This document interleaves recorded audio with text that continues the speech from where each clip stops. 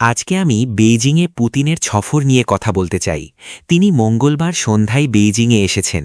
গতকাল পুরো দিন ব্যস্ত ছিলেন এবং গত রাতেই ফিরে গেছেন। আপনারা দেখতেই পাচ্ছেন, প্রেসিডেন্ট পুতিন এবং প্রেসিডেন্ট শি খুব ভালো বন্ধু। তারা একটি কনফারেন্স হলে গিয়েছিলেন যেখানে দুই নেতার একটি ঘনিষ্ঠ ছবি উন্মোচন করা হয়। এটি প্রেসিডেন্ট পুতিনের ২৫তম চীন সফর এবং আগামী নভেম্বরে তিনি এপেক সম্মেলনে যোগ দিতে শেনজেনে আসবেন, যা হবে ওনা ২৬তম সফর। তিনি চীনের খুব ভালো বন্ধু এবং তারা একে অপরের খুবই ঘনিষ্ঠ। এখানে তাদের দুজনকে একটি শিক্ষা সম্মেলনে দেখা যাচ্ছে, যেখানে তারা রাশিয়া ও চীনের মধ্যে শিক্ষা বিনিময় বর্ষ ঘোষণা করেছেন। এর মূল লক্ষ্য হল চীন ও রাশিয়ার সাধারণ মানুষের মধ্যে সম্পর্ক আরও গভীর করা। এই বৈঠকের সবচেয়ে বড় প্রাপ্তি ছিল মাল্টিপোলার ওয়ার্ল্ড বা বহু মেরু বিশিষ্ট বিশ্ব সম্পর্কে তাদের ভিন্ন ভিন্ন দৃষ্টিভঙ্গি। এখানে প্রেসিডেন্ট শি এবং প্রেসিডেন্ট পুতিনের বক্তব্যের কিছু অংশ দেওয়া আছে। এটি আসলে একটি অনুবাদ এবং অনুবাদটি বেশ দুর্বল, তবে আমি নির্দিষ্ট কিছু বিষয় পয়েন্ট আউট করছি। দেখুন, তারা দুজনেই একটি বহু মেরু বিশিষ্ট বিশ্বের ব্যাপারে প্রতিশ্রুতিবদ্ধ। প্রেসিডেন্ট শি এবং প্রেসিডেন্ট পুতিন উভয়েই আরও বেশি বিনিময় চান, যেমন দ্বিপাক্ষিক ছাত্র বিনিময়, বিশ্ববিদ্যালয়গুলোর মধ্যে গভীর যোগাযোগ এবং একসাথে আরও গবেষণা করা। শি বিশ্বের অস্থিরতা নিয়েও ভীত এবং তিনি জঙ্গলের আইন বা জোরজার মুল্লুক তার এই অবস্থায় ফিরে যাওয়ার ব্যাপারে যথেষ্ট আতঙ্কিত। তাই নিয়মভিত্তিক আন্তর্জাতিক শৃঙ্খলা বজায় রাখতে বিশ্বের দেশগুলোর একযোগে কাজ করা অত্যন্ত গুরুত্বপূর্ণ। প্রেসিডেন্ট শি যা বলছেন তা হল, জাতিসংঘ নিরাপত্তা পরিষদের স্থায়ী সদস্য হিসেবে চীন এবং রাশিয়া জাতিসংঘের কর্তৃত্ব ও আন্তর্জাতিক ন্যায়বিচার বজায় রাখতে একযোগে কাজ করবে। তারা একপাক্ষিকতাবাদ, আধিপত্যবাদ এবং ফ্যাসিজম ও মিলিটারিজমের যে কোনো লক্ষণ পুনরুত্থানের বিরোধিতা করবে। এখানে তিনি সরাসরি জার্মানি এবং জাপানের কথা বুঝিয়েছেন। জাপানে জাতীয়তাবাদের পুনরুত্থানকে তিনি পূর্ব এশিয়া এবং সামগ্রিকভাবে বিশ্বের শান্তির জন্য হুমকি হিসেবে দেখছেন। তাই জাপানকে আবারও সামরিক শক্তিতে শক্তিশালী করার ব্যাপারে চীন কঠোরভাবে বিরোধী। পুতিনও প্রায় একই কথা বলছেন, কিন্তু তার বলার ভঙ্গি বা সুর কিছুটা আলাদা। প্রথমত, সহযোগিতার ক্ষেত্রগুলো নিয়ে পুতিন প্রেসিডেন্ট শিয়ের চেয়ে অনেক বেশি সুনির্দিষ্ট কথা বলেছেন, যেমন ১০ম রাশিয়া চীন সামার গেমস এবং বিভিন্ন সংবাদ মাধ্যমের মধ্যে সহযোগিতা। তিনি দেশগুলো স্বাধীন ও স্বায়ত্তশাসিত পররাষ্ট্রনীতি বজায় রাখার পাশাপাশি বৈশ্বিক স্থিতিশীলতার জন্য একযোগে কাজ করার গুরুত্ব নিয়ে কথা বলেছেন। শান্তি ও সার্বিক সমৃদ্ধির জন্য একযোগে কাজ করাই হল আন্তর্জাতিক আইন এবং জাতিসংঘের সনদ পুরোপুরি মেনে চলার পেছনে মস্কো ও বেইজিংয়ের যুক্তির ভিত্তি। শুনলে মনে হয় তারা একই কথা বলছেন, কিন্তু গুরুত্ব দেওয়ার জায়গাটা ভিন্ন। চীন মূলত বর্তমান পরিস্থিতি বা স্ট্যাটাসকো বজায় রাখা এবং জাতিসংঘকে সবার উপরে রেখে স্থিতিশীলতা নিশ্চিত করার দিকে মনোযোগী। অন্যদিকে প্রেসিডেন্ট পুতিনের কাছে গুরুত্বপূর্ণ হল চীন এবং রাশিয়া যেন এই নতুন বহুমেরু বিশিষ্ট বিশ্বের নেতৃত্ব দেন। চীনের ধারণা হল, সবকিছু যেমন আছে তেমন থাকুক, আমরা সেখানে সহায়ক ভূমিকা পালন করব। কিন্তু পুতিনের সুর হল, না, রাশিয়া ও চীনকে এই নতুন বিশ্বের নেতা হতে হবে। চীন নেতা হতে পারে এবং রাশিয়া সেখানে ছোট অংশীদার, জুনিয়র পার্টনার হতে পারে, কিন্তু বৈশ্বিক স্থিতিশীলতা রক্ষায় আমাদেরই উদ্যোগ নিতে হবে। এই বিষয়টি একটি যৌথ বিবৃতিতে আরও পরিষ্কার করা হয়েছে, যেখানে তারা বহুমেরু বিশিষ্ট বিশ্বের পক্ষে কথা বলেছেন। রাশিয়া ও চীন আন্তর্জাতিক সম্প্রদায়কে কিছু মৌলিক নীতি মেনে চলার আহ্বান জানিয়েছে। সেগুলো হল: ১. উন্মুক্ত বাণিজ্য বজায় রাখা। ২. বিভিন্ন রাষ্ট্রের সার্বভৌমত্ব রক্ষা করা। ৩. ঐকমত্যের ভিত্তিতে সিদ্ধান্ত গ্রহণ, মূলত জাতিসংঘের মাধ্যমে। ৪. জাতিসংঘের কর্তৃত্ব বজায় রাখা। ৫. প্রতিটি দেশের নিজস্ব সভ্যতা ও সংস্কৃতিকে শ্রদ্ধা করা, অর্থাৎ কোনো এক সভ্যতাকে অন্যটির চেয়ে বেশি গুরুত্ব না দেওয়া। তো এই বিষয়গুলোতে রাশিয়া ও চীন একমত। প্রেসিডেন্ট শিয়ের বহুমেরু বিশিষ্ট বিশ্ব নিয়ে বক্তব্যের একটি ভালো অনুবাদ এখানে আছে। চলুন আমরা একসাথে পড়ি। আজকের বিশ্ব মোটেও শান্ত নয়। একপাক্ষিকতাবাদ এবং আধিপত্যবাদ বিশ্বের মারাত্মক ক্ষতি করছে এবং বিশ্ব আবারও সেই জঙ্গলের আইনে ফিরে যাওয়ার ঝুঁকিতে রয়েছে। জাতিসংঘের নিরাপত্তা পরিষদের স্থায়ী সদস্য হিসেবে চীন ও রাশিয়ার উচিত বড় দেশগুলোর দায়িত্ব পালন করা, জাতিসংঘের কর্তৃত্ব ও আন্তর্জাতিক ন্যায় বিচার রক্ষা করা, একপাক্ষিক খবরদারি এবং ইতিহাসের চাকা পেছনে ঘুরিয়ে দেওয়ার চেষ্টার বিরোধিতা করা, বিশেষ করে দ্বিতীয় বিশ্বযুদ্ধের ফলাফলকে অস্বীকার করার চেষ্টা কিংবা ফ্যাসিজম ও মিলিটারিজমকে ফিরিয়ে আনার যে কোনো উস্কানিকে প্রতিহত করা এবং একযোগে একটি আরও ন্যায়সঙ্গত ও যুক্তিসঙ্গত বৈশ্বিক শাসন ব্যবস্থা গড়ে তোলা। ঠিক আছে, এখানে অনেক কথা লেখা আছে, তবে আমি মূল বিষয়গুলোর ওপর জোর দেব। প্রথমত, প্রেসিডেন্ট শি যা বলতে চাইছেন তা হল দ্বিতীয় বিশ্বযুদ্ধের প্রধান ৩ বিজয়ী রাষ্ট্র ছিল আমেরিকা, রাশিয়া এবং চীন, আর আমাদের নিশ্চিত করতে হবে যে দ্বিতীয় বিশ্বযুদ্ধে জয়ী এই ৩ জাতিই যেন বিশ্ব পরিচালনায় নেতৃত্বে থাকে। ঠিক আছে, এই পয়েন্টটা বোঝা খুব জরুরি। প্রথম কথা হলো আমেরিকা, রাশিয়া এবং চীন একে অপরের মিত্র, শত্রু নয়, কারণ বর্তমানে অমিতেই মনে করেন যে বিশ্ব শাসনের জন্য চীন আর আমেরিকা একে অপরের সাথে প্রতিযোগিতায় নেমেছে। কিন্তু প্রেসিডেন্ট শি বলছেন না, এটা ঠিক নয়, আমরা মিত্র, কারণ আমরা একসাথে দ্বিতীয় বিশ্বযুদ্ধে জিতেছিলাম। দ্বিতীয়ত, তিনি আসল শত্রু হিসেবে তাদেরই দেখছেন যারা দ্বিতীয় বিশ্বযুদ্ধের মাধ্যমে প্রতিষ্ঠিত বিশ্ব ব্যবস্থাকে উল্টে দিতে চায়, আর সেই দেশগুলো অবশ্যই জাপান, জার্মানি এবং ইসরায়েল। শেষ যে বিষয়টি তিনি তুলে ধরেছেন তা হল একতরফা সিদ্ধান্ত এবং আধিপত্যবাদ সবসময় খারাপ। আপনি যদি নিজের ইচ্ছে মতো চলেন এবং অন্য দেশের বিরুদ্ধে যুদ্ধ ঘোষণা করেন তবে সেটা ভুল। সুতরাং আমেরিকার ভেনেজুয়েলা বা ইরানে হামলা চালানো যেমন খারাপ, রাশিয়ার ইউক্রেন আক্রমণ নিয়ে কি বলা যায়? শিয়ের দেওয়া এই কাঠামো বা যুক্তি অনুযায়ী রাশিয়ার ইউক্রেন আক্রমণও কিন্তু একটি ভুল পদক্ষেপ। তো দেখে মনে হতে পারে যে চীন আর রাশিয়া খুব ঘনিষ্ঠ বন্ধু এবং তারা আমেরিকার বিরুদ্ধে একজোট হবে, কিন্তু শি এর এই বক্তব্য প্রমাণ করে যে আসলে পরিস্থিতি যতটা সহজ মনে হচ্ছে ততটা নয়। ঠিক আছে, আমাদের আরও একটা বিষয় বুঝতে হবে যে চীন ও রাশিয়ার মধ্যে অনেক ক্ষেত্রে সহযোগিতার সুযোগ থাকলেও কাজগুলো কিন্তু অতটা মসৃণভাবে হচ্ছে না। চলুন কিছু উদাহরণ দেখি। প্রথমত, চীন ও রাশিয়ার মধ্যে অর্থনৈতিক সহযোগিতা বেশ বাড়ছে। চীন রাশিয়ার কাছ থেকে প্রচুর জ্বালানি আর সম্পদ চায়, তাই আপনি হয়তো ভাববেন যে এই বাণিজ্য সহজ করতে তারা খুব দ্রুত অবকাঠামো তৈরি করবে, তাই না? বিশেষ করে মধ্যপ্রাচ্যের যুদ্ধের কারণে চীনের জ্বালানি সরবরাহে যে বাধার সৃষ্টি হয়েছে তাতে এটা আরও জরুরি হওয়ার কথা ছিল। এই সহযোগিতার মূল স্তম্ভ হল পাওয়ার অফ সাইবেরিয়া 2 নামের একটি প্রকল্প। এটি রাশিয়ার উত্তর দিক থেকে শুরু করে একেবারে সাংহাই পর্যন্ত বিস্তৃত। এটি বিশাল একটি প্রজেক্ট এবং সবাই ধরে নিয়েছিল যে এই মিটিংয়ে তারা অন্তত একটি সমঝোতা স্মারক MOU সই করবে, কিন্তু তারা তা করেনি। এর বড় কারণ হল চীন রাশিয়ার ওপর অতিরিক্ত নির্ভরশীল হতে চায় না, কারণ আপনি যদি এই পাইপলাইন তৈরি করেন তবে আপনাকে রাশিয়ার কাছ থেকেই প্রচুর জ্বালানি কিনতে হবে, কিন্তু চীন এখনও দাম এবং জ্বালানির পরিমাণ নিয়ে দরকষাকষি করতে চায়। দ্বিতীয় বিষয়টি হল ইরান। আপনারা দেখছেন যে রাশিয়ানরা ইরানকে পুরোপুরি সমর্থন দিচ্ছে। ভ্লাদিমির পুতিন বলছেন ইরানে আমেরিকার বোমাবর্ষণ কোনো উস্কানি ছাড়াই এবং এর কোনো ভিত্তি বা যৌক্তিকতা নেই। আমরা ইরানি জনগণকে সাহায্য করার সর্বোচ্চ চেষ্টা করছি। এটা গত জুলের কথা, যখন আমেরিকা ইরানে হামলা করেছিল। অন্যদিকে চীন কিন্তু এ বিষয়ে অনেক বেশি কৌশলী এবং কূটনৈতিক। প্রেসিডেন্ট শি বলছেন ইরানের বিরুদ্ধে ইসরায়েলের সামরিক অভিযান মধ্যপ্রাচ্যে উত্তেজনা বাড়িয়ে দিয়েছে। সামরিক সংঘাত কোনো সমস্যার সমাধান নয়। অর্থাৎ চীন এখানে অনেক বেশি সংযত। এতে বোঝা যায় যে রাশিয়া যেখানে আঞ্চলিক মিত্রদের বিষয়ে স্পষ্ট অবস্থান নেয়, চীন সেখানে বিভিন্ন দেশের মধ্যকার বিবাদে জড়াতে চায় না। রাশিয়া এবং চীনের মধ্যে সহযোগিতার আরেকটি ক্ষেত্র হল বাণিজ্য পথ। আমরা এই ক্লাসে আগে আলোচনা করেছি যে আমেরিকানরা চায় বৈশ্বিক বাণিজ্যে চীনের প্রবেশপথ বন্ধ করে দিতে। তারা মালাক্কা প্রণালী বন্ধ করে এটা করতে পারে। চীনের জন্য একে বলা হয় মালাক্কা সংকট। যদি আমেরিকা এই পথ বন্ধ করে দেয় তবে চীনের বাণিজ্য ধসে পড়বে। এর সমাধান হিসেবে চীন রাশিয়ার সাথে মিলে উত্তর দিকে একটি বিকল্প পথ তৈরি করতে চায়, যার নাম নর্দার্ন সি রুট। কিন্তু সমস্যা হল এই পথটি ব্যবহার করলে আপনাকে রাশিয়ার উপর পুরোপুরি নির্ভর করতে হবে, কারণ এটি রাশিয়ার এলাকা দিয়ে গেছে। তাই আমেরিকার সাথে সম্পর্ক নষ্ট করে পুরোপুরি রাশিয়ার উপর নির্ভরশীল হওয়া চীনের জন্য বুদ্ধিমানের কাজ হবে না, বরং তাদের জন্য ভালো হবে আমেরিকা এবং রাশিয়া উভয়কেই সামলে চলা। এতে করে তাদের দুটি পথই খোলা থাকবে। বিশ্ববাণিজ্যের ক্ষেত্রে এটাই সবচেয়ে সাশ্রয়ী এবং কৌশলগত পথ। তবে আপনি যদি আরও গভীরভাবে দেখেন, রাশিয়া ও চীনের সম্পর্কের মধ্যে কিছু টানাপোড়েনের জায়গা আছে।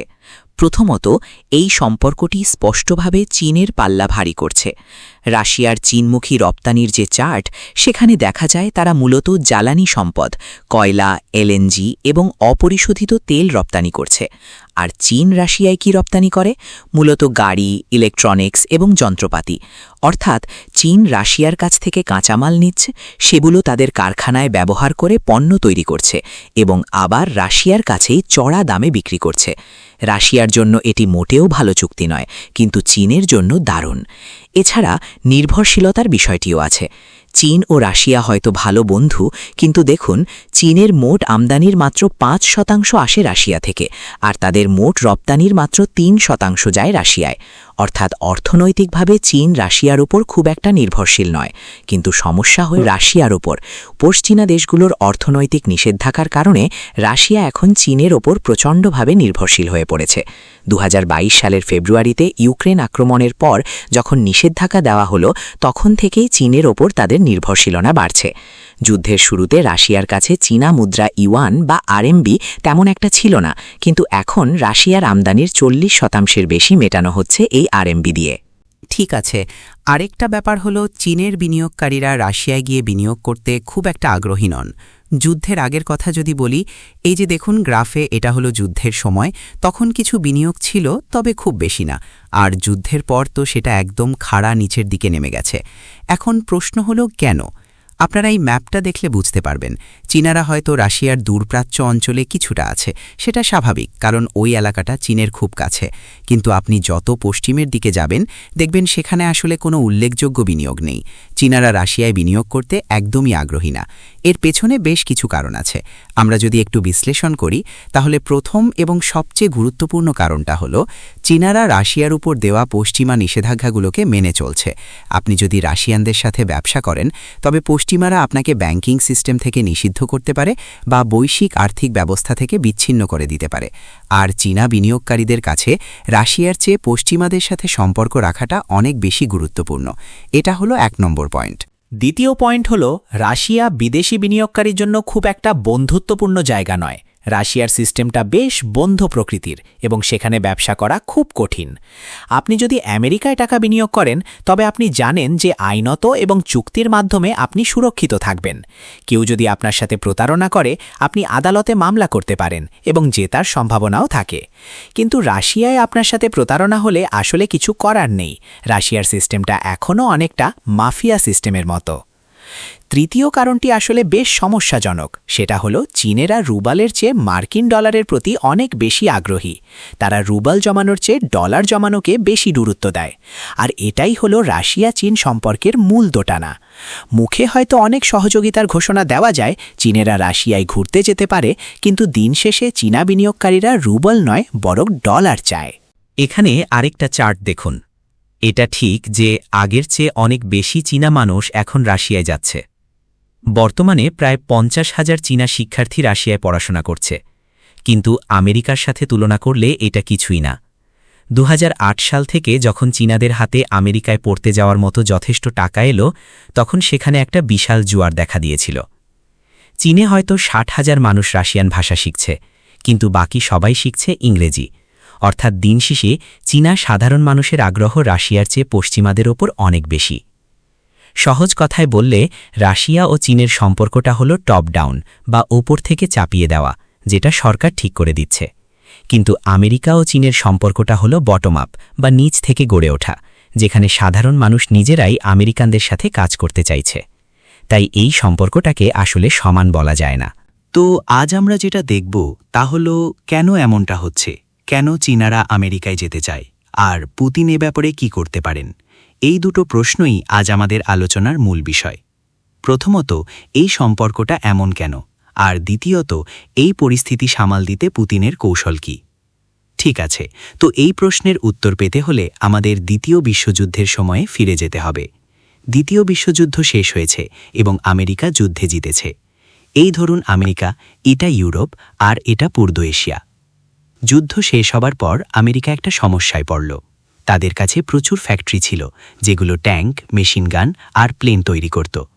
এখন যুদ্ধ তো শেষ, এই ফ্যাক্টরিগুলো দিয়ে তারা কি করবে? আপনি তো আর সবাইকে কাজ থেকে ছাঁটাই করে ঘরে পাঠিয়ে দিতে পারেন না। তাই তারা ইউরোপ আর পূর্ব এশিয়ার দেশগুলোর সাথে একটা চুক্তি করল। চুক্তিটা ছিল অনেকটা এরকম। ইউরোপীয়রা আমেরিকার কাছ থেকে উৎপাদিত পণ্য কিনবে, যেমন টেলিভিশন, রেডিও, সাইকেল, গাড়ি। কিন্তু ইউরোপ আর জাপান বলল, আমাদের কাছে তো কোনো টাকা নেই।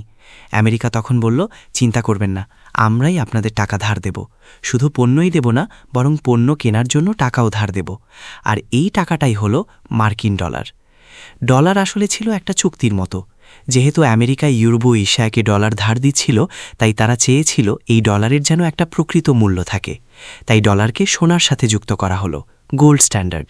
এর মানে হলো যে কোনো সময় আমেরিকা চাইলে জাপান বা ইউরোপকে বাধ্য করতে পারত তাদের ডলারের বিনিময়ে সোনা দিয়ে দিতে। ব্যাপারটা কি বোঝা গেল?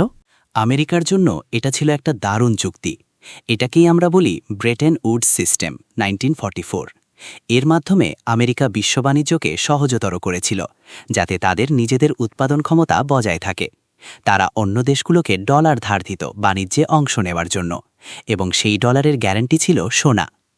1950 থেকে 1970 সাল পর্যন্ত এই সিস্টেমটা আমেরিকার জন্য দারুণ কাজ করেছিল। এর ফলে পৃথিবীতে সম্ভবত সবচেয়ে বড় সম্পদ সৃষ্টির বিপ্লব ঘটেছিল। সে সময় একজন সাধারণ আমেরিকান শ্বেতাঙ্গ পুরুষের জীবন ছিল বিশ্বের সেরা। আমেরিকায় অভাবনীয় সমৃদ্ধি এসেছিল, কিন্তু সমৃদ্ধির সাথে সাথে আসে দুর্নীতি আর অলসতা। আমেরিকানরা কঠোর পরিশ্রম করা কমিয়ে দিল। অন্যদিকে ইউরোপ আর জাপানের মানুষেরা ভাবল, আমাদের তো ধ্বংসস্তূপ থেকে আবার দাঁড়াতে হবে এবং আমেরিকার ঋণ শোধ করতে হবে, তাই আমাদের আরও কঠোর পরিশ্রম করতে হবে। ইউরোপ আর জাপান এত কঠোর পরিশ্রম শুরু করল যে তারা এমন সব পণ্য বানাতে লাগল যা আমেরিকার পণ্যের চেয়ে শুধু সস্তাই ছিল না, বরং মানেও ছিল অনেক উন্নত। ফলে কি হল? আগে আমেরিকা পণ্য বিক্রির জন্য অন্যদের টাকা ধার দিত, কিন্তু এখন তারা ইউরোপ আর জাপানের পণ্য কেনার জন্য উল্টো ধার করা শুরু করল।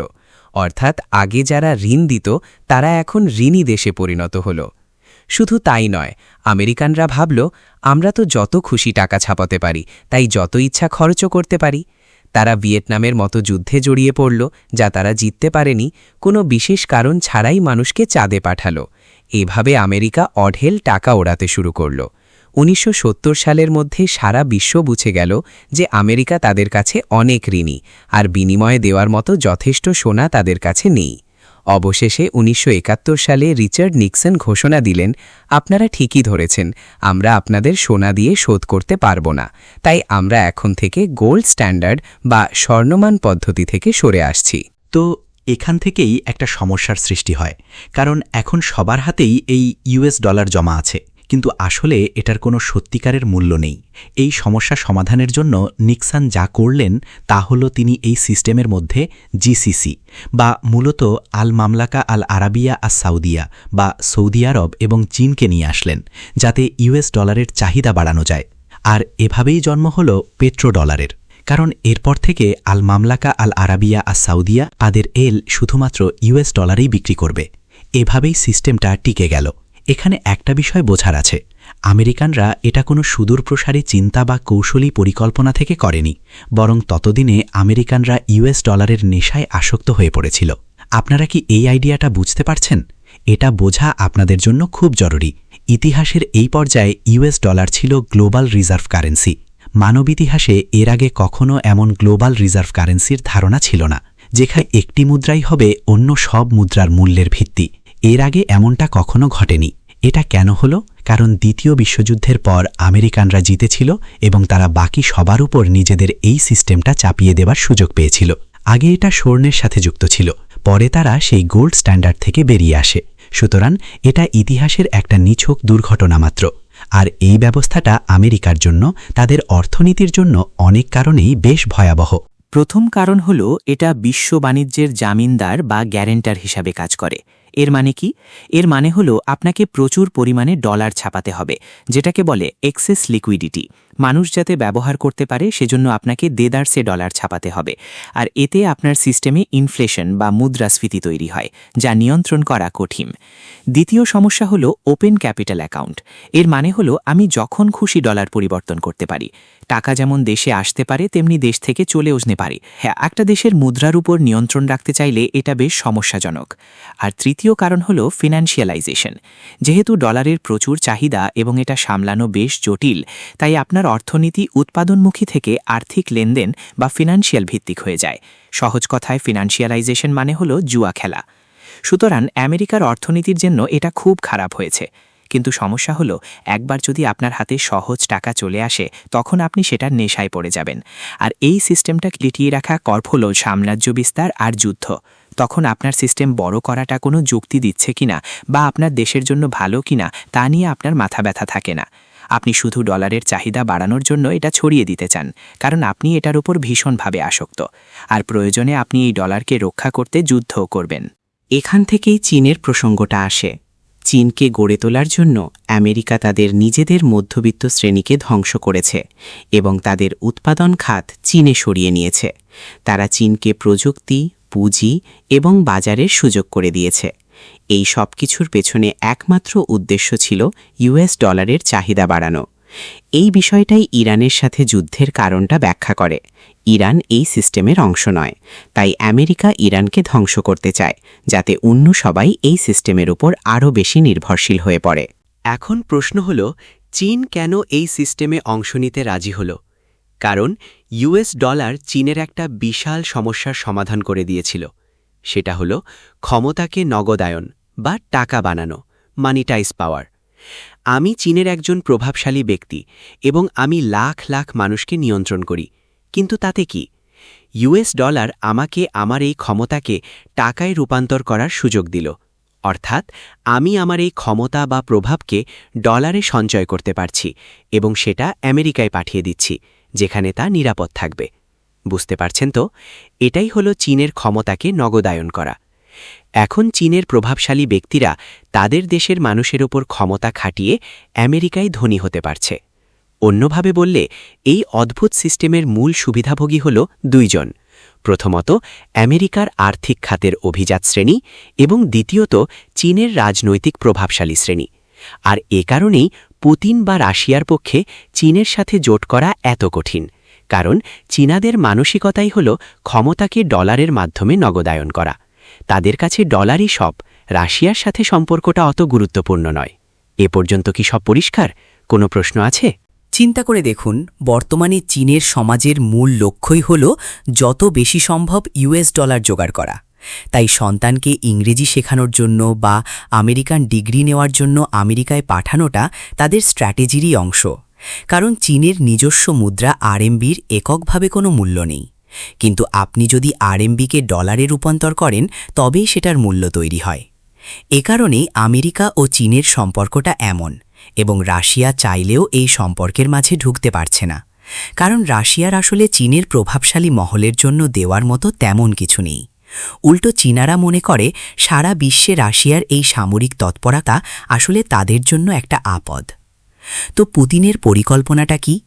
পুতিন যদি নতুন কোনো বিশ্বব্যবস্থা তৈরি করতে চান, তবে তাকে গ্লোবাল রিজার্ভ কারেন্সি হিসেবে ইউএস ডলারকে ধ্বংস করতে হবে।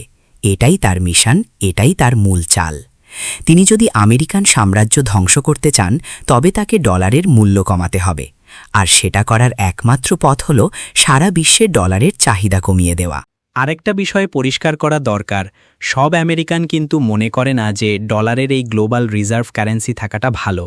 আসলে সাধারণ আমেরিকানদের যদি এই সিস্টেমটা বুঝিয়ে বলা হয়, তবে তারা বলবে আমরা এই রিজার্ভ কারেন্সি হতে চাই না, কারণ এটা দুর্নীতি বাড়ায়। এর ফলে আমাদের দেশে সব দুর্নীতিবাজরা চলে আসে, অবৈধ অভিবাসীরা আসে, আমাদেরকে ইরানে যুদ্ধ করতে হয় কিংবা ইসরায়েলকে সমর্থন করতে হয়। সুতরাং তারা এটা চায় না। কিন্তু সমস্যা হলো, তারা এই সহজ টাকার মেশায় মত্ত। এটা একটা বৈপরীত্য। একদিকে আমেরিকানরা জানে এটা তাদের জন্য খারাপ, কিন্তু অন্যদিকে তারা এটার উপর আসক্ত। আমেরিকা মূলত একজন ড্রাগ অ্যাডিক্টের মতো। এখন কি করার আছে?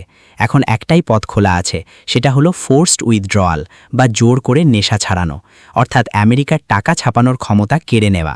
আর সেটা করার উপায় হলো ডলারের বৈশ্বিক চাহিদা ধ্বংস করে দেওয়া। এতে সাময়িকভাবে আমেরিকার অনেক কষ্ট হবে, হয়তো অর্থনৈতিক মন্দা বা গৃহযুদ্ধ দেখা দিতে পারে, কিন্তু দীর্ঘমেয়াদে আমেরিকাকে বাঁচানোর এটাই হয়তো একমাত্র উপায়। ঠিক আছে, তাহলে মার্কিন ডলার ধসিয়ে দেওয়ার জন্য পুতিনের সেই গ্র্যান্ড স্ট্র্যাটেজি বা মহাপরিকল্পনাটা নিয়ে একটু আলোচনা করা যাক। একটা বিষয় আমি বলবো, বিশ্বের বর্তমান সব নেতাদের মধ্যে আমার মনে হয় একমাত্র ভ্লাদিমির পুতিনই প্রকৃত অর্থেই কৌশলী বা স্ট্র্যাটেজিক। এই লোকটা আসলে অনেক লম্বা সময়ের কথা চিন্তা করতে পারেন এবং একদম সঠিক সময়ে সেটা কাজে লাগাতে পারেন। তিনি একজন ঝানু দাবাড়ু। আসলে সারা বিশ্বে তিনিই সম্ভব একমাত্র নেতা যিনি এত দূরের কথা ভাবতে পারেন এবং এত নিখুঁতভাবে সব পরিকল্পনা করতে পারেন। তো তার আসল কৌশলটা কি? মূলত তার এই কৌশলটা বেশ সহজ। দুনিয়ায় এমন অনেক দেশ আছে যাদের ওপর আমেরিকা নানা রকমের নিষেধাজ্ঞা দিয়ে রেখেছে। আমি কিভাবে এই রাষ্ট্রগুলোর সাথে সম্পর্ক গড়তে পারি যাতে বিশ্বে একটা অস্থিরতা তৈরি করা যায়, বিশ্ব বাণিজ্যকে টালমাটাল করে দেওয়া যায় এবং শেষমেশ মার্কিন ডলারের ভিত নাড়িয়ে দেওয়া যায়, ঠিক আছে? আবার কিছু দেশ আছে যারা এই বর্তমান ব্যবস্থার মধ্যেই আছে, কিন্তু তারা এটা নিয়ে খুশি না। তো আমি কিভাবে তাদের আমেরিকার ওপর এই নির্ভরতা থেকে বের করে আনতে পারি? দেখুন, এই তালিকায় এমন কিছু দেশ আছে যাদের ওপর আমেরিকা নিষেধাজ্ঞা দিয়ে রেখেছে, যেমন রাশিয়া, ইরান, উত্তর কোরিয়া, ভেনেজুয়েলা, সিরিয়া, বেলারুশ আর মিয়ানমার। এখন মিয়ানমারে তো গৃহযুদ্ধ চলছে, ওদের কথা বাদ দিন। ভেনেজুয়েলা অনেকটা আমেরিকানদের দখলে চলে গেছে, সিরিয়া তো ধ্বংসই হয়ে গেছে। তার মানে মূলত 4টা দেশ বাকি থাকে: রাশিয়া, বেলারুশ, ইরান আর উত্তর কোরিয়া। তো এই 4টা দেশ এখন একসাথে মিলে বিশ্ব ব্যবস্থাকে অস্থিতিশীল করার চেষ্টা করবে, যাতে আমেরিকান সাম্রাজ্যকে ধ্বংস করা যায়, ঠিক আছে? এখানে আসল চাবিকাঠি হল ইরান আর উত্তর কোরিয়া। ইরান নিয়ে আমরা আগেই কথা বলেছি, তাই আজ আমি উত্তর কোরিয়া নিয়ে আরও কিছু বলতে চাই। বর্তমানে রাশিয়া আর উত্তর কোরিয়া একে অপরের খুব কাছাকাছি চলে এসেছে। গত বছর, দুঃখিত, আসলে এটা 2 বছর আগে 2024 সালের জুন মাসে পুতিন উত্তর কোরিয়া সফর করেন এবং একটি পারস্পরিক প্রতিরক্ষা চুক্তি, মিউচুয়াল ডিফেন্স প্যাক্ট সই করেন। এটা অনেক বড় একটা ব্যাপার, কারণ এই চুক্তির মানে হল যদি উত্তর কোরিয়া আক্রান্ত হয় তবে রাশিয়া সামরিকভাবে তাদের পাশে দাঁড়াতে বাধ্য। আবার রাশিয়া আক্রান্ত হলে উত্তর কোরিয়াকেও রাশিয়ার প্রতিরক্ষায় এগিয়ে আসতে হবে। এটা কেন এত গুরুত্বপূর্ণ? কারণ এর আগে 1961 সালে কোরীয় যুদ্ধের পর চীনের সাথে উত্তর কোরিয়ার এমন একটি চুক্তি ছিল। তো আপনার মনে হতে পারে উত্তর কোরিয়ার তো চীন আছেই রক্ষার জন্য, তাহলে পুতিনের সাথে আবার এই চুক্তির কি দরকার? এটা বেশ অদ্ভুত শোনাচ্ছে, তবে আবার মনে হয় আর কয়েক বছর অপেক্ষা করলে আমরা এর উত্তর পেয়ে যাব।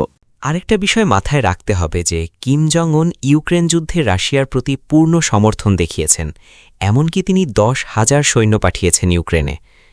উত্তর কোরিয়ানদের ব্যাপারে একটা কথা বলি, শুরুতে হয়তো তাদের খুব একটা প্রশিক্ষিত বা সুশৃঙ্খল মনে হবে না, কিন্তু তারা শেষ পর্যন্ত লড়াই করে। তাদের নীতি হল শত্রুর কাছে নতি স্বীকার না করা, কারণ আপনি যদি আত্মসমর্পণ করেন তবে উত্তর কোরিয়ায় আপনার পরিবারের কী দশা হবে চিন্তা করেছেন? তাই উত্তর কোরিয়ানদের ব্যাপারে মনে রাখবেন, তারা গরিব হতে পারে, প্রযুক্তিতে পিছিয়ে থাকতে পারে, কিন্তু তাদের সৈন্যরা একদম শেষ রক্তবিন্দু পর্যন্ত লড়তে প্রস্তুত। আর যুদ্ধ জেতার জন্য এটাই আসলে আসল চাবিকাঠি। সবাই উত্তর কোরিয়াকে নিয়ে হাসাহাসি করে, কারণ দেশটা খুব গরিব। আপনি যদি দক্ষিণ কোরিয়ার সাথে তুলনা করেন তবে দেখবেন উত্তর কোরিয়ার মাথাপিছু জিডিপি মাত্র $771। ব্যাস এইটুকুই। অথচ দক্ষিণ কোরিয়ায় সেটা $33,000 উপরে, যা বিশ্বের অন্যতম সর্বোচ্চ। রাতের বেলা কোরীয় উপদ্বীপের এই স্যাটেলাইট ছবিটার দিকে তাকান। এই উজ্জ্বল অংশটা হলো দক্ষিণ কোরিয়া, আর এই অন্ধকার জায়গাটা উত্তর কোরিয়া। পার্থক্যটা বিশাল, তাই না? কিন্তু যুদ্ধের ময়দানে এই অন্ধকার দেশটাই হয়তো ওই ঝলমলে দেশটাকে হারিয়ে দেবে। কেন? কারণ এই ক্লাসে আপনাদের যা শেখানো হয় তা হল গেম থিওরি।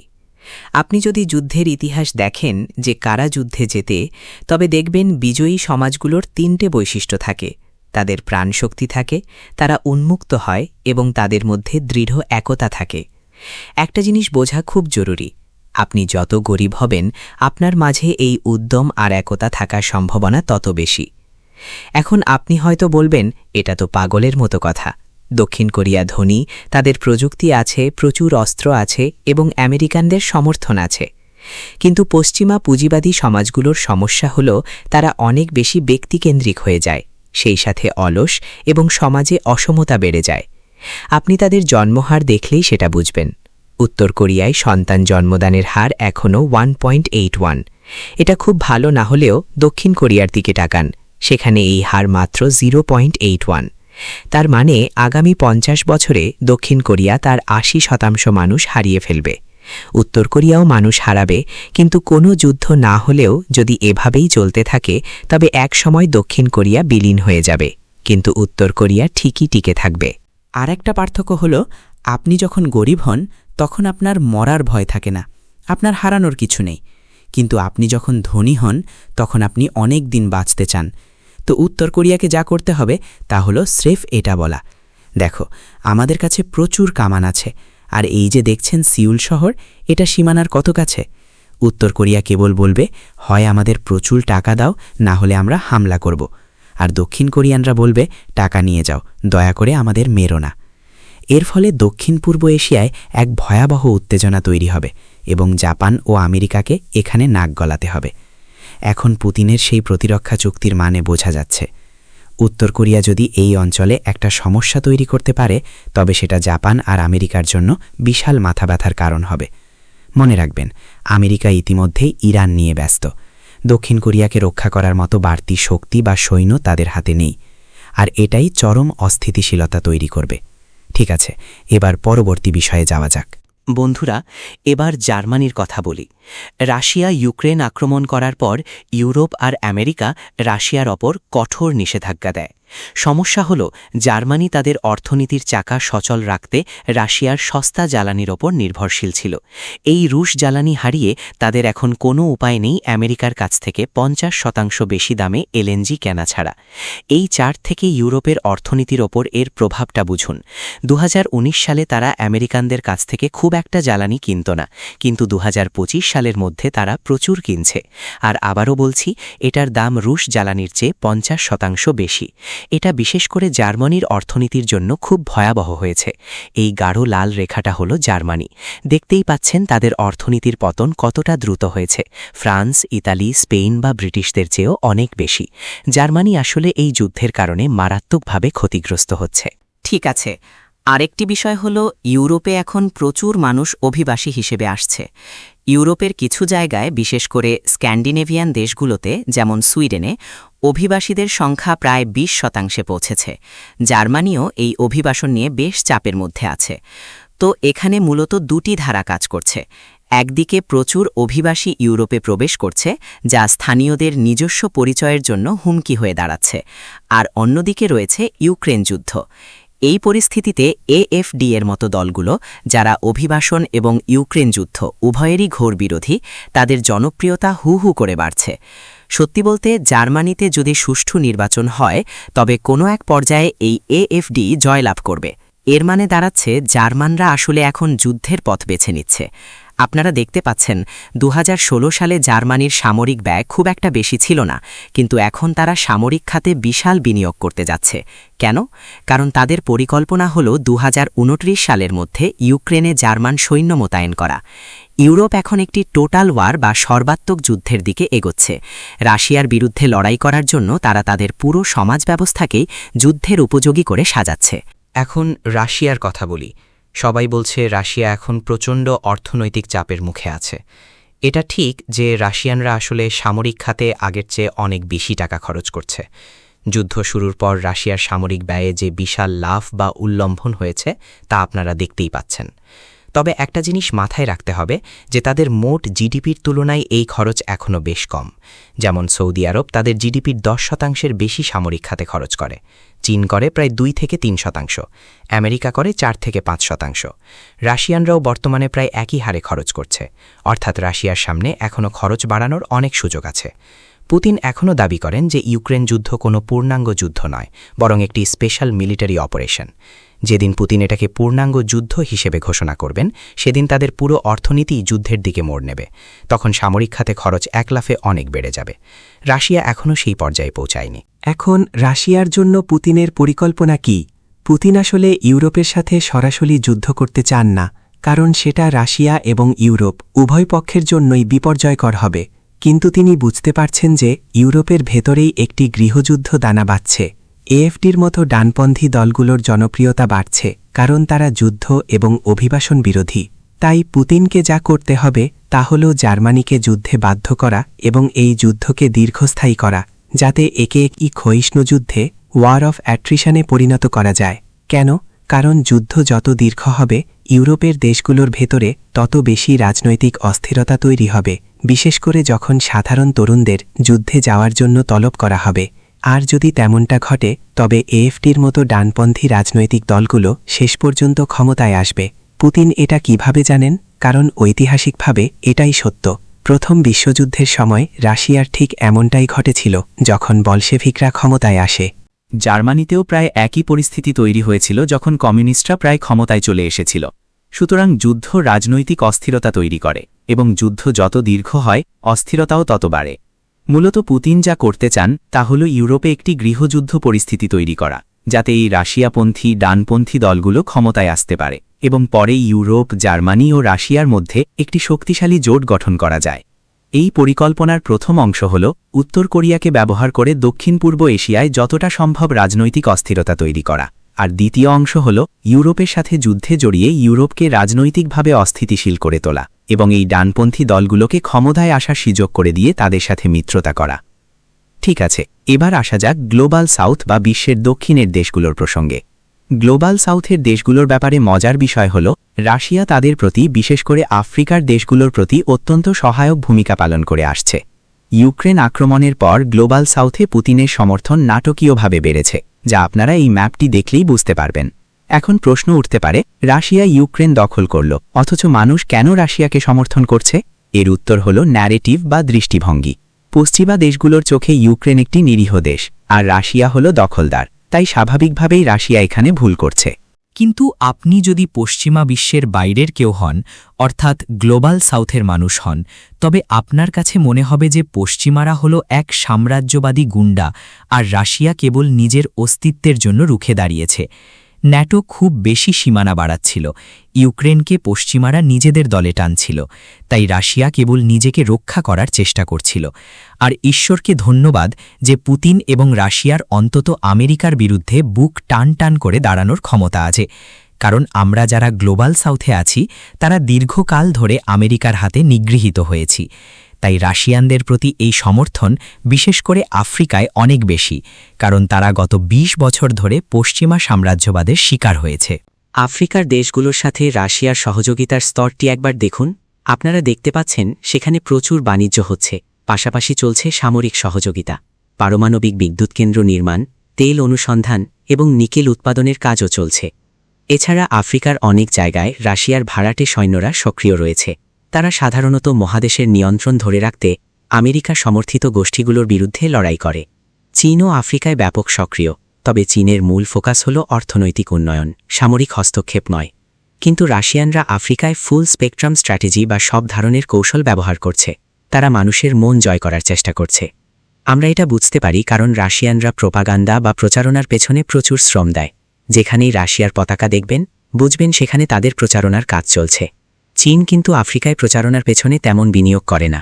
তো পুতিন আসলে এমন একটি চিত্র তৈরি করার চেষ্টা করছেন যে রাশিয়া পৃথিবীকে পশ্চিমা সাম্রাজ্যবাদ থেকে মুক্ত করছে, আর এই প্রচারণা আফ্রিকার মতো জায়গাগুলোতে দারুণ কাজ করে, যারা দীর্ঘ সময় ধরে পশ্চিমা সাম্রাজ্যবাদের শিকার হয়ে আসছে। ঠিক আছে, তাহলে ইন্ডিয়া নিয়ে শুরু করি। ভারত দীর্ঘ সময় ধরে নিরপেক্ষ থেকেছে, কিন্তু বর্তমানে যা ঘটছে তা হল রাশিয়া এবং ভারতের সম্পর্ক এখন অনেক বেশি ঘনিষ্ঠ হয়ে উঠছে। তাদের এই ঘনিষ্ঠতার মূল কারণ হল ইউক্রেন যুদ্ধ। যুদ্ধের পর রাশিয়ার তেলের ওপর নিষেধাজ্ঞা জারি করা হয়। এই নিষেধাজ্ঞা এড়ানোর জন্য রাশিয়া ভারতের কাছে তেল বিক্রি করতে শুরু করে, আর ভারত সেই তেল পুরো বিশ্বে সরবরাহ করছে। ফলে আগামী কয়েক বছরে আমরা রাশিয়া ও ভারতের মধ্যে এক অত্যন্ত শক্তিশালী সম্পর্ক গড়ে উঠতে দেখব। রাশিয়া এখন ভারতের কাছে কি চায়? তারা চায় শ্রমিক বা জনশক্তি। কেন? কারণ যুদ্ধের কারণে রাশিয়ায় এখন মানুষের অভাব দেখা দিয়েছে। তাদের ফ্যাক্টরিগুলো চালানোর জন্য লোক দরকার। এছাড়া একসময় যখন তারা ইউক্রেন যুদ্ধে জয়ী হবে, তখন ইউক্রেন পুনর্গঠনের জন্যেও তাদের প্রচুর মানুষের প্রয়োজন হবে। তাই আগামী 10 থেকে 20 বছরে রাশিয়া ও ভারত একে অপরের খুব কাছে চলে আসবে, কারণ রাশিয়া এই সম্পর্কে বিনিয়োগ করতে আগ্রহী। রাশিয়া একটি নতুন বিশ্ব ব্যবস্থা তৈরি করতে চায়, আর তার চাবিকাঠি হল ইরান। কেন? কারণ প্রথমত মানচিত্র দেখলে বুঝবেন ইরান হল বিশ্ব বাণিজ্যের কেন্দ্রবিন্দু। রাশিয়ার যদি আফ্রিকা, ভারত বা মধ্য এশিয়ায় পৌঁছতে হয় তবে কৌশলগতভাবে ইরান তাদের জন্য অত্যন্ত গুরুত্বপূর্ণ।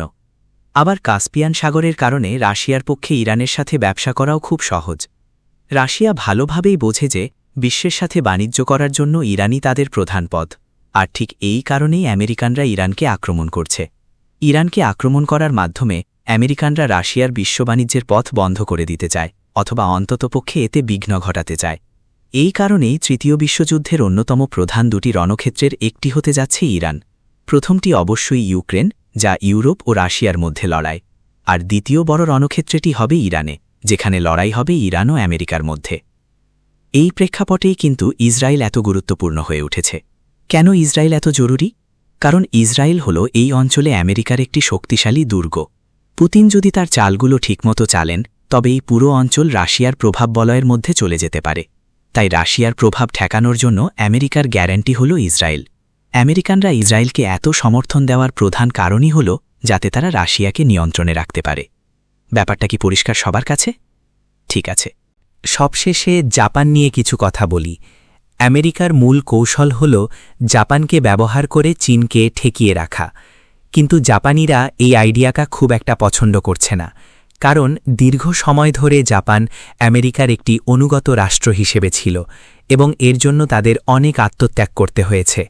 কিন্তু এখন এমন পরিস্থিতি তৈরি হয়েছে যেখানে জাপানের সামনে নতুন করে সামরিক শক্তি বৃদ্ধি করা এবং তাদের জাতীয় অগ্রাধিকারগুলো নিয়ে নতুন করে ভাবা ছাড়া আর কোনো পথ নেই। ইরানের যুদ্ধ জাপানকে বিশ্ব মানচিত্র নিয়ে নতুন করে ভাবতে বাধ্য করছে।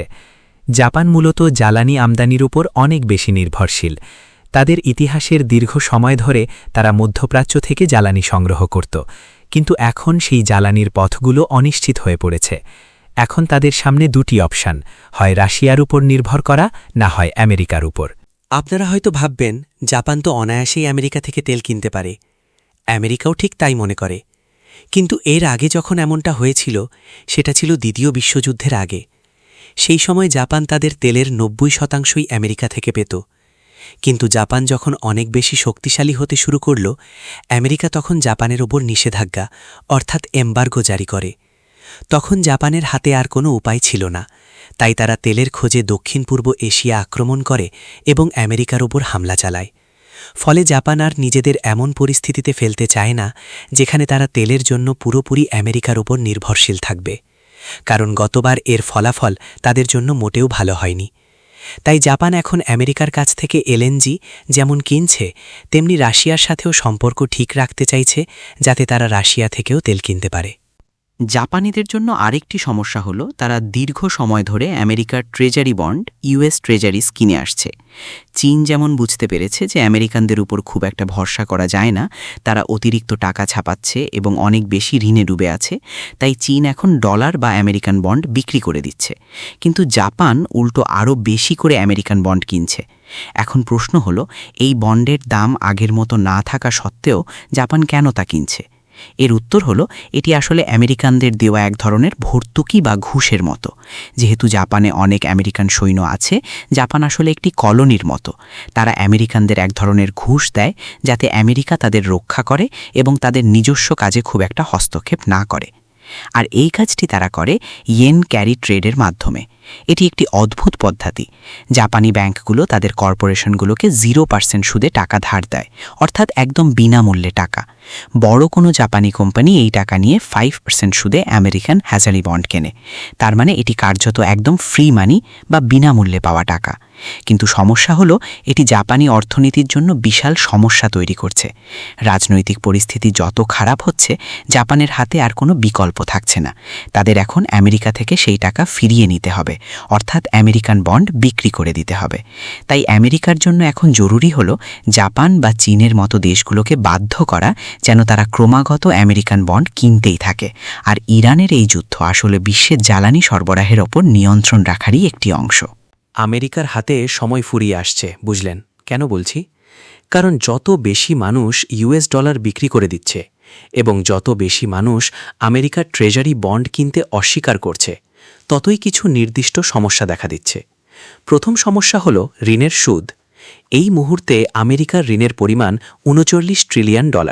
ধরে নিন সুদের হার 5%। তার মানে আমেরিকাকে বছরে শুধু সুদের পেছনেই $2 ট্রিলিয়ন খরচ করতে হবে। বিষয়টা বুঝতে পারছেন? এটা একটা বিশাল সমস্যা। দ্বিতীয় সমস্যা হলো, মানুষ যখন ট্রেজারি বন্ড কিনতে চায় না, তখন তাদের রাজি করাতে আপনাদের সুদের হার বাড়িয়ে দিতে হয়। বর্তমানে যেটা 5% সেটা এখন 6% গিয়ে ঠেকেছে। এটা আমেরিকার জন্য একটা বিপর্যয়। তাই আমেরিকাকে এখনই কিছু একটা করতে হবে। তাদের ট্রেজারি রেট কমিয়ে আনতে হবে। আর এই রেট কমানোর একমাত্র উপায় হলো মানুষকে বাধ্য করা যেন তারা আপনার কাছ থেকে ট্রেজারি বন্ড কেনে। রাশিয়া আর আমেরিকার মধ্যে, বিশেষ করে পুতিন আর ট্রাম্পের মধ্যে এখন এই যুদ্ধটাই চলছে। পুতিন চেষ্টা করছেন যেন মানুষ এই বন্ড কেনা বন্ধ করে দেয়, আর ট্রাম্প চেষ্টা করছেন মানুষকে এগুলো কিনতে বাধ্য করতে। এই পর্যন্ত কোনো প্রশ্ন আছে? দেখুন, এই ধারা যদি চলতে থাকে তবে কিছু সমস্যা অবধারিত। প্রথমত, আমেরিকা আরও বেশি টাকা ছাপাবে। ফলে $39 ট্রিলিয়ন এই ঋণ শুধু বাড়তেই থাকবে। তখন পুরো পৃথিবী ভাবতে শুরু করবে যে আমেরিকা আসলে এই ঋণ শোধ করতে পারবে না। ফলাফল, মানুষ ট্রেজারি বন্ড কেনা বন্ধ করে দেবে। তখন বন্ড বিক্রির জন্য তাদের সুদের হার আরও বাড়াতে হবে। আর যদি তাতেও কাজ না হয়, তবে আমেরিকা ডিফল্ট করবে বা দেউলিয়া হয়ে যাবে। এখন দেউলিয়া হওয়ার মানে কি, একটু বুঝিয়ে বলি। সিস্টেমটা হলো, ফেডারেল রিজার্ভ মার্কিন সরকারকে টাকা ধার দেয়। যদিও আরও অনেক ক্রেতা আছে, কিন্তু ফেডারেল রিজার্ভই সবচেয়ে বড় ক্রেতা। ধরুন, আমেরিকার কাছে চীনের $1 ট্রিলিয়ন ট্রেজারি বন্ড আছে। আমেরিকা যদি চীনকে বলে, আমরা তোমাদের টাকা ফেরত দেব না, যা পারো করো, তাতে কি খুব বেশি কিছু যাবে আসবে? না, খুব একটা না। কিন্তু ফেডারেল রিজার্ভের বিষয়টা আলাদা। ধরুন, আপনি ফেডারেল রিজার্ভের কাছে $10 ট্রিলিয়ন ঋণী। এই টাকাটা আসে কোথা থেকে? এটা আসে প্রাইভেট ব্যাংকগুলো থেকে। আর ব্যাংকে টাকা রাখে কারা? সাধারণ মানুষ। অর্থাৎ আমেরিকান সরকার আসলে তার নিজের জনগণের কাছ থেকেই টাকা ধার করেছে। এখন সরকার যদি ঋণ শোধ করতে না পারে, ডিফল্ট করে, তবে আমেরিকার সাধারণ মানুষ ব্যাংকে রাখা তাদের সব টাকা হারাবে। আর তারপর কি হবে? শুরু হবে এক বিশাল বিপ্লব। সরকার তাসের ঘরের মতো ভেঙে পড়বে। বুঝতে পারছেন? তাই আমেরিকার পক্ষে এই ঋণ শোধ না করে পার পাওয়ার কোনো উপায় নেই। এটা করলে দেশটার ভেতরেই ধ্বংস নেমে আসবে। ফলে তারা এখন বাধ্য হয়ে চীনকে বলছে আরও $2 ট্রিলিয়ন বন্ড কিনতে। যেহেতু তারা দেশের ভেতরে ঋণ নিয়ে নয়ছয় করতে পারছে না, তাই তাদের একমাত্র পথ হলো বিদেশের মানুষকে বাধ্য করা যেন তারা $US কেনে। আর এই বাধ্য করার কাজটাই তারা যুদ্ধের মাধ্যমে করে। পুতিন এটা খুব ভালো করেই বোঝেন। তিনি জানেন যে বিদেশি দেশগুলো যাতে $US না কেনে, সেই ব্যবস্থা করতে পারলেই আমেরিকা ভেতর থেকে ভেঙে পড়বে। কারণ এই বিপুল পরিমাণ সুদের টাকা দেওয়া তাদের জন্য অসম্ভব হয়ে পড়বে। আমেরিকা এখন ঠিক এই চরম সংকটের মুখেই দাঁড়িয়ে আছে। আমরা ধরে নিচ্ছি যে কেউ না কেউ বিশ্বনেতা হতে চায়, কিন্তু বাস্তবতা হলো রিজার্ভ কারেন্সির মালিক হওয়া বা বিশ্বনেতা হওয়া আসলে খুব বোকামির কাজ। কারণ তখন আপনাকে আপনার সব সম্পদ ব্যয় করতে হয় দুনিয়ায় নিজের দাপট টিকিয়ে রাখার জন্য। এটা অনেকটা স্কুলের সেই মাস্তান ছেলেটার মতো। মাস্তান হওয়া শুনতে দারুণ লাগে, কিন্তু তখন স্কুলের সবার সাথে আপনাকে মারামারি করতে হয়। আসলে কেউ এখন আর বিশ্বনেতা হতে চায় না, এমনকি আমেরিকাও চায় না। তারা কিছু ঐতিহাসিক ঘটনার প্যাচে পড়ে এই অবস্থানে আটকে গেছে। রাশিয়া কেবল চাইছে স্কুলের ওই মাস্তানকে সরিয়ে দিতে। একবার মাস্তান বিদায় হলে আর কোনো ভয় থাকবে না, রাশিয়া আরও স্বাধীনতা পাবে। তার মানে এই নয় যে রাশিয়া খুব শান্তিবাদী হয়ে যাবে। তারা যেখানে পারবে নিজের শক্তি দেখাবে, কিন্তু অন্তত তারা স্বাধীনভাবে কাজ করতে পারবে। তারা আমেরিকাকে তাদের সবচেয়ে বড় শত্রু মনে করে, তাই তারা আমেরিকাকে সরিয়ে দিতে চায়। চীনের ব্যাপারটা আবার আলাদা। চীন জানে যে ঐতিহাসিকভাবেই তাদের প্রতিবেশীরা খুব আক্রমণাত্মক, যেমন জাপান, রাশিয়া বা ভিয়েতনাম। তাই চীন বরং চায় আমেরিকায় গ্লোবাল পুলিশ বা ওই স্কুলের মাস্তান হয়ে থাকুক। কারণ আমেরিকা না থাকলে অন্য কেউ মাস্তান হবে, আর চীনের কাছে রাশিয়ার চেয়ে আমেরিকার সাথে ডিল করা সহজ। এই কারণেই রাশিয়া আর চীনের সম্পর্ক যতটা মজবুত মনে হয়, বাস্তবে ততটা নয়। এখন টিকে থাকার জন্য তারা একে অপরকে সাহায্য করছে ঠিকই, কিন্তু দীর্ঘমেয়াদে তাদের বিচ্ছেদ নিশ্চিত, কারণ তাদের উদ্দেশ্য এক নয়। পুতিনের পরিকল্পনা হল চীনের সাথে আপাতত ভালো বন্ধুত্ব রাখা, যদিও তিনি জানেন যে শেষে চীন রাশিয়ার চেয়ে আমেরিকার পক্ষই বেশি নেবে। পুতিনের এখন শুধু এটুকুই দরকার যেন চীন অন্তত নিরপেক্ষ থাকে। তার জন্য সবচেয়ে খারাপ পরিস্থিতি হবে যদি চীন রাশিয়াকে হুমকি মনে করে আমেরিকার সাথে হাত মেলায়। বিষয়টা কি পরিষ্কার হলো? হ্যাঁ, কিন্তু এখানে একটা বাড়তি প্রশ্ন থেকে যায়। অর্থনৈতিক ব্যবস্থার পতন কি আমেরিকার গ্লোবাল পুলিশ বা বিশ্বজুড়ে খবরদারি করার অবস্থানকে প্রভাবিত করবে? কারণ আমরা আগে বলেছি যে এই বিশ্ব অর্থনৈতিক ব্যবস্থা মূলত আমেরিকার সামরিক শক্তির উপর ভিত্তি করে টিকে আছে। এখন এই ব্যবস্থা যদি আর্থিকভাবে ভেঙেও পড়ে, তার মানে এই নয় যে আমেরিকার সামরিক শক্তি কমে গেছে। তাহলে রাশিয়া কেন হুট করে নিজের মতো চলার বা প্রভাব বিস্তার করার স্বাধীনতা পেয়ে যাবে? দেখুন, বাস্তব বিষয় হল আপনার সামরিক শক্তি আসে আপনার রাষ্ট্র থেকে। কেন? কারণ রাষ্ট্রই অস্ত্র যোগায়, তারাই অস্ত্র তৈরি করে, রাষ্ট্রই মানুষ দেয় যারা সৈনিক হয়, আর রাষ্ট্রই এর খরচ চালায়। ঠিক আছে? তো ধরুন সেই রাষ্ট্রে এখন একটা বিপ্লব চলছে, যেখানে জনগণ সরকারের বিরুদ্ধে যুদ্ধ করছে। তখন সেই সেনাবাহিনীর ফিরে আসা এবং এই বিপ্লব দমন করার চেষ্টা করা ছাড়া আর কোনো পথ থাকবে না। বিষয়টা কি বুঝতে পারছেন? আমেরিকার নিজের দেশই যখন ভেঙে পড়ছে, তখন বাকি বিশ্বকে রক্ষা করার কোনো গরজ বা স্বার্থ তাদের থাকবে না। সেটা হবে স্রেফ বোকামি। তাদের পিছু হটতেই হবে। এখন এমনও হতে পারে যে আমেরিকা এতটাই বোকা যে তাদের সেনাবাহিনী দেশের বাইরেই রয়ে গেল। কিন্তু যদি এমনটা হয়ও, তবুও সেই সেনাবাহিনী টিকে থাকার জন্য একটা রাষ্ট্র প্রয়োজন হবে। তখন তাদের আমেরিকা ছেড়ে অন্য কোনো রাষ্ট্রকে বেছে নিতে হবে। আমি কল্পনা করি যদি এমনটা ঘটে, তবে সেই সেনাবাহিনী কয়েক ভাগে ভাগ হয়ে যাবে এবং অন্য 3টি রাষ্ট্রকে টিকে থাকতে সাহায্য করবে: জাপান, জার্মানি এবং ইসরায়েল। অন্য কথায়, আমেরিকান সামরিক বাহিনীর বিভিন্ন অংশ অন্য কোনো রাষ্ট্রকে তাদের হোস্ট বা আশ্রয়দাতা হিসেবে গ্রহণ করবে। পূর্ব এশিয়ায় থাকা আমেরিকান বাহিনী তখন জাপানকে সমর্থন দেবে, ইউরোপে তারা সমর্থন দেবে জার্মানিকে, আর মধ্যপ্রাচ্যে তারা ইসরায়েলকে সমর্থন দেবে। ঠিক আছে? মোদ্দা কথা হল তাদের একটা রাষ্ট্র প্রয়োজন। পরিষ্কার? ঠিক আছে, তাহলে আগামী সপ্তাহে আপনাদের ফাইনাল পরীক্ষা। আপনারা যারা ইউটিউবে দেখছেন তারা কমেন্ট বক্সে আপনাদের প্রশ্নগুলো লিখুন। আমার স্ত্রী, আমার রূপবতী স্ত্রী সেরা প্রশ্নগুলো বেছে নেবে। ঠিক আছে, আগামী সপ্তাহে দেখা হবে।